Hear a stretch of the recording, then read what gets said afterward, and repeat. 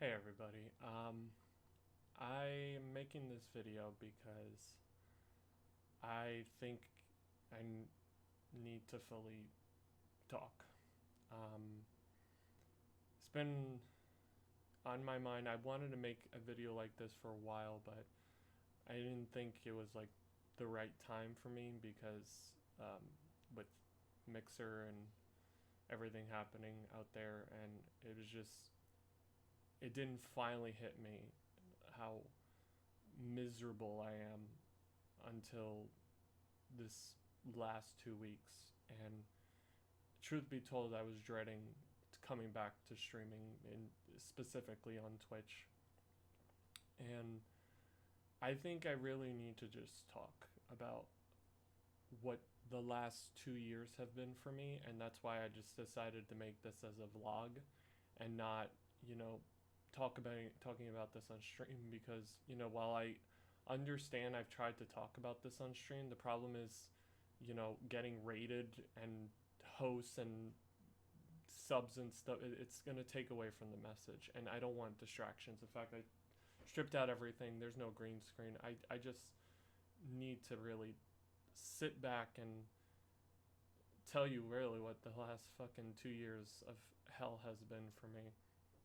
And I think the first one has been on a lot of people's minds, that many of still probably don't know that I'm not CT Karaoke anymore, that I left that brand last year.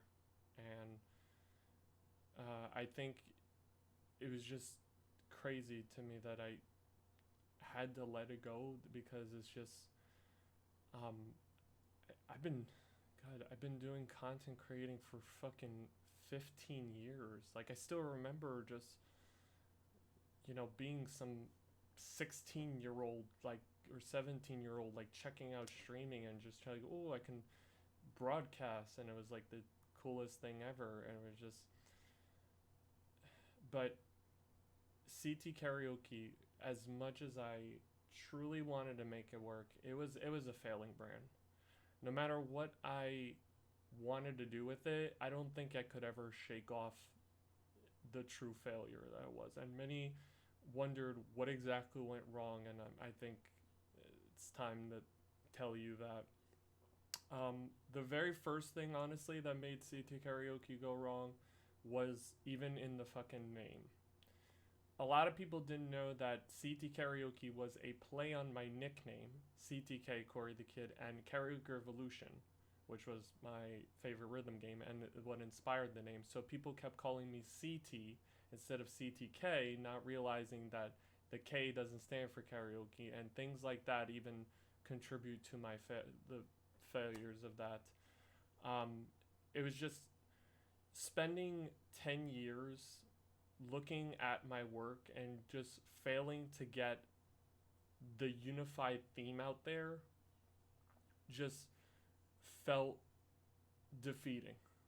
I felt like, deep down I knew that the quirky games that you all know me for, that I think feel like deep down that's what I always wanted to do, but you have to consider the time of when I started doing this. This was what, fucking 2007, 2009, like at the time, streaming was not commonplace. And so the idea of broadcasting video games was probably one of the more laughable things, especially when I was doing this stuff even far back. And it's just to have people just sit and make fun of my work and just like, I could sit and brush it off aside, but it's like when you're fucking dealing with this for like literally your entire entertainment career, it weighed me down as a human being. I just started to feel like I was not worth anything.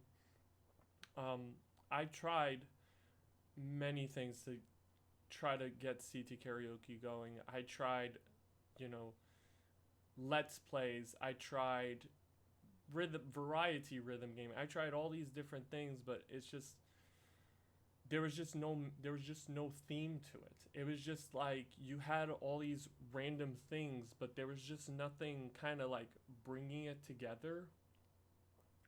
And I just looked at it and I feel like really the only thing I could honestly say that probably during that early days of CT karaoke that was probably like the best was my vlogging. Everyone can admit the vlogging was when you could tell I was like the happiest, even when I was fucking feeling depressed of the rhythm game stuff. But you knew I was happy with that work because I got to tell what I loved.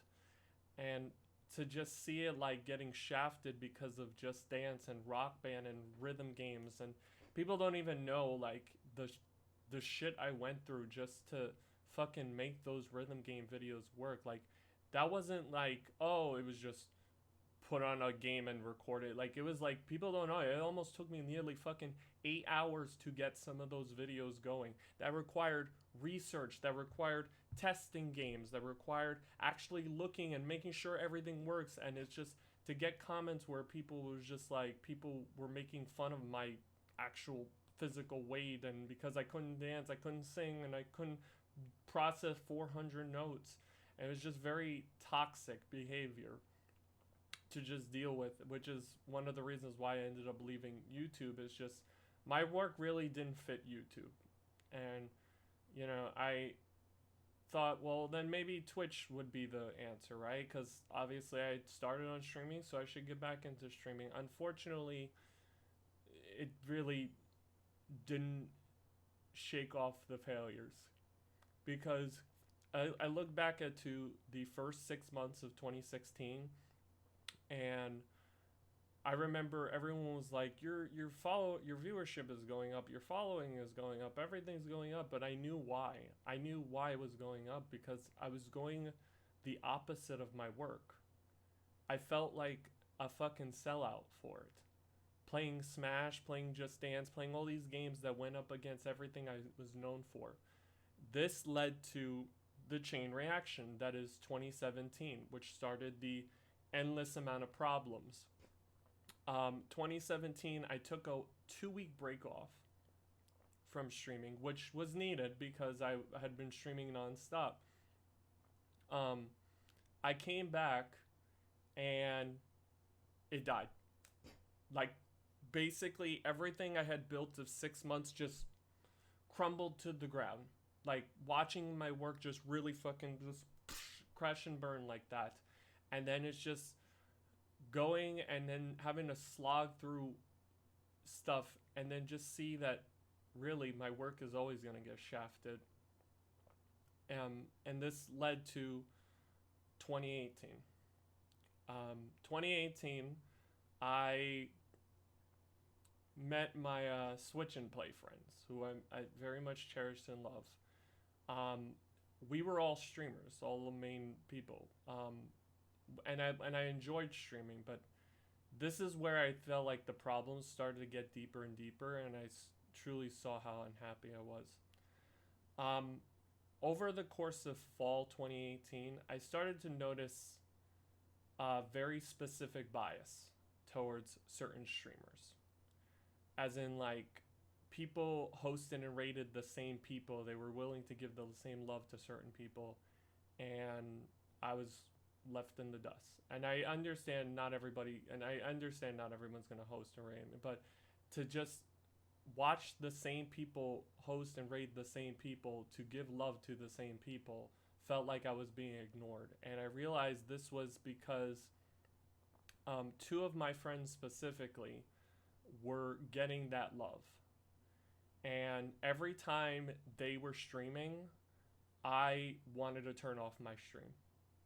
I mentally felt like I was watching my work crumble because I didn't have the viewership that my two friends had. And just watching, like, I can't even fucking go back to 2018 videos anymore because it's just, I remember watching that Naruto video and it's just, I looked like I was fucking defeated. I looked like I didn't want to be on camera anymore, and I just straight up said I can't do this, and I turned off the camera. I fucking just was in tears to just watch my work crumble again and again. And it's just, do I have this in me to just do this for another 10 to 15 years to just watch that my work is never going to get the same love that like everybody else thinks. Many people say we do, but we do, but it's like you don't fucking get it. I hate to break it to you, streamers, especially because I love many of you, but if your work consists of just sitting down and playing a game, which is 95% of Twitch, and your work is popular games, you don't fucking get what I'm talking about. Because you are gonna get viewership because of that. You're always guaranteed to get that viewership. I chose to go a different path and I got shafted for it, which led to the summer of 2019. I pretty much had a panic attack in June. I couldn't even focus. Like I just didn't I just couldn't see myself just being like, well, let me be CT karaoke. I wasn't happy. I was truly not happy. And I took 2 months of a hiatus to break away from that. And that to me led into the rebrand that you know.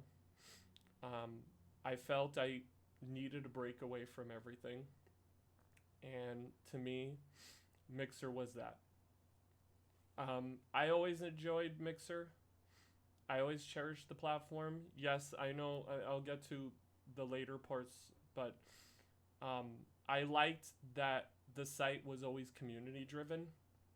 That's still something that to me you can never get that with Twitch.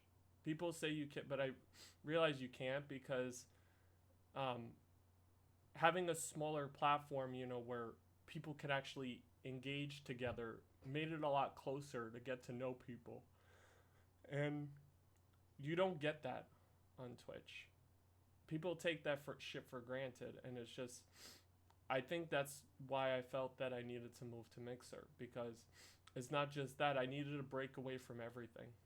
I needed to separate myself from my friends, my past of my failures, and rebranding, you know, it was hard for me because it's like I never fucking like streamers fucking rebrand like every Tuesday. Like there are so many streamers that just rebrand and change names and graphics, and I never did that.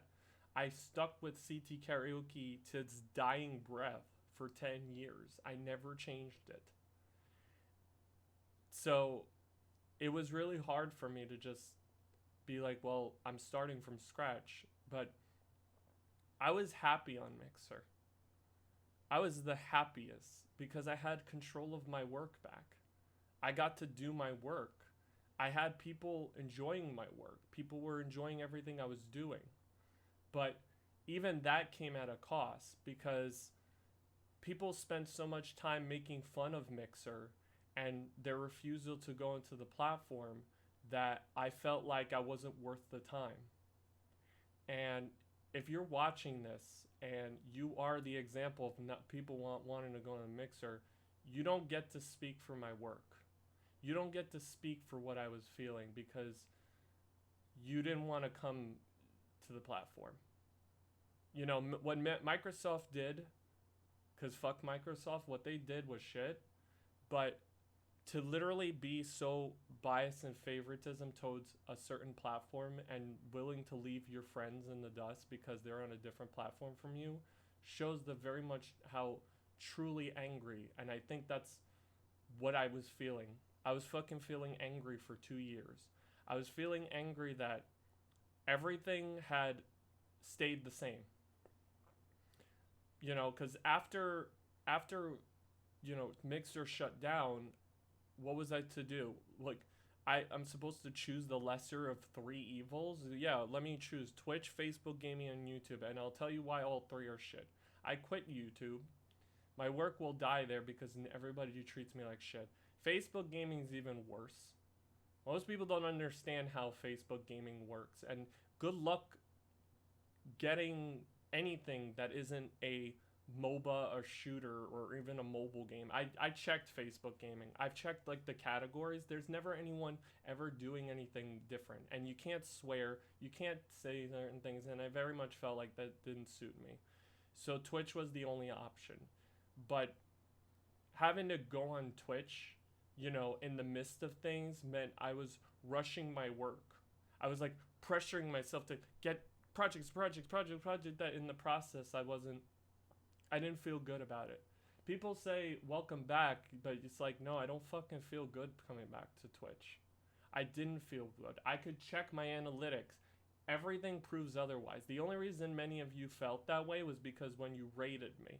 Every other time, no, it was fucking dead and going nowhere. And that's also why I shut down my Discord too, because it's just like my Discord was dead, just like everything else of my work. So at this point, it's like, what exactly am I supposed to do from here? Like to watch my work fail again and again, and then to have everyone still doing the same shit for 2 years, the same bias and favoritism, and then just nobody learned anything from that process. Nobody learned and grasped why I was very much stressing the importance of my control of my work. Why I fucking stress that shit. You know why it's important to have control of your work? Because 10 years down the line, you may not have that. You could say, oh, I have that with game. No. That's the problem. You're not building yourself. You're building the games. Take out the fucking game. Are you building yourself? Are you building your actual personality? That's what I did. I was doing that. And I got treated like shit for it. I took risks to play games that nobody cared about. I took risks to stream things that weren't gaming related on a platform where 95% of it is playing games. And I get shafted in the end. And so I don't know what the fuck else to do at this point. The ideal thing would probably be to quit streaming as a whole. And even that I feel like I can't do. Because what exactly am I supposed to do from here? Can't go back to work because I can't work in 6 months. And I can't see friends because we're in the middle of a pandemic. So I can't really do active things that I'm known for doing, that I've always been. And it's just like, my personality has been drained. I've been wiped out of my driven of passions at this point. And I just don't know what to do. I'm really at a loss. I'm fucking angry and tired. I like my sleep schedule's been fucked up. And it's just I just don't know where to go from here. I just feel like yes, I can still do streams. I could still continue, but it's like at this point, I feel like I'm just living my life on autopilot, where I have no say in my work. I would like to take the baby steps to get back on track, but with everything that's happened, I don't know if that could be the case. If you are an example of someone who proved exactly what I said 2 years ago correct, I'm very disappointed in you. I'm truly disappointed. And maybe I don't know if I could ever forgive people for it. If I could truly forgive and forget, because I don't think I could. It's just kind of my life. If you honestly think there's somewhere for me to go with this, then by all means tell me, because I don't know what else to do at this point. I could just make schedules, I could make streams, but it's gonna be the same in the end. So, yeah. I just don't think I really could pursue staying positive about my projects anymore. I know many of you looked up to me, but I feel like I fucking let you down very much, because I don't have anyone to look up to, and many of you looked up to me because of that. And maybe it's just not a good role model. It's just not being a good role model to feel like you you have no direction in your life. You know? I said everything I needed to say. I'm leaving this up. I'm not putting jump cuts. I'm not editing it. Understand, I don't know where we're going to go from here. But you tell me.